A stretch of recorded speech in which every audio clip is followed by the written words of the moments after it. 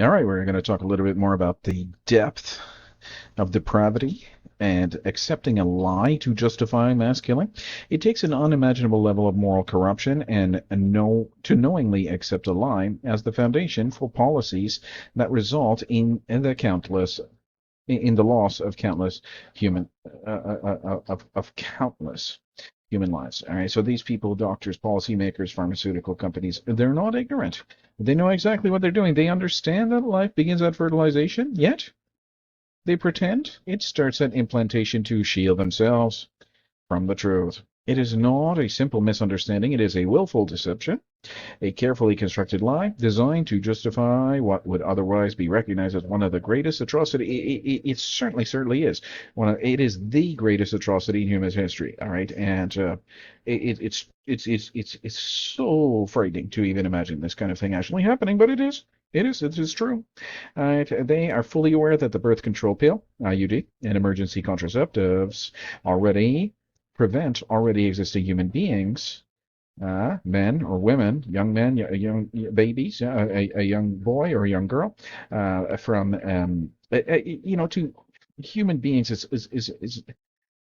it doesn't give them that humanity that we should give them we should acknowledge their existence as a fully formed and viable girl or boy. Yeah, so.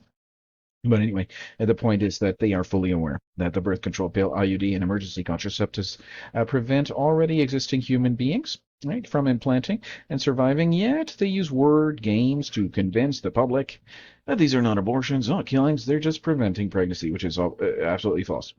So they've created a system where the murder of preborn children is sanitized, hidden, and ignored. By redefining pregnancy, they strip away the humanity of the most vulnerable, right?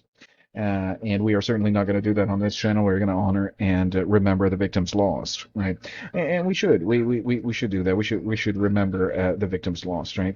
From this unimaginable tragedy, atrocity, the greatest atrocity that there has ever been, right?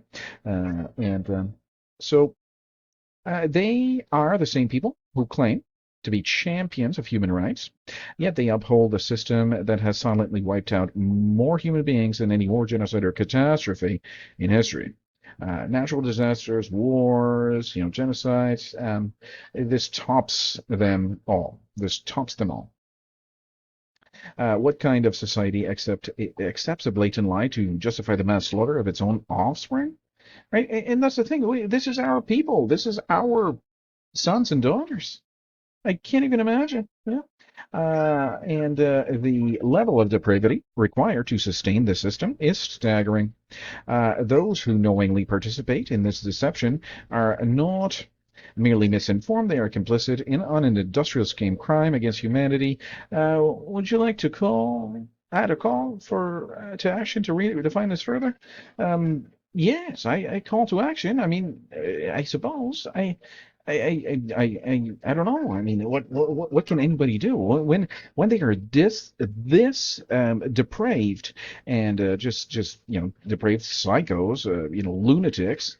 What can be done, right? They are killing so many people, young boys and young girls at the earliest stage of life. It's quite frightening, and it is really it needs to be exposed. I mean, so the problem is that Claire is my hometown and this kind of thing here, and the other thing that you have to pay taxes to kill your own baby. I mean, that's just absurd. It's absurd to pay taxes to kill the next generation. I mean, can you imagine such a nightmare? Can you imagine such a nightmare? Yeah, it's just ridiculous. Yeah. So this is a lot of people say oh, medical abortions are terrible. No, IUD, this kind of thing here. This is really the one. This is really the one that's the most terrible. And they're blurring the lines. They're blurring the lines between abortion and IUD, but there's simply there's no difference except IUD. This kind of hormonal birth control does not prevent the pregnancy. And sometimes it does. I mean, sometimes it maybe. There's a percentage of the time that it does, but the other times it does not. And we've covered that on this channel. All right, so thank you very much for tuning in. I'll see you next time.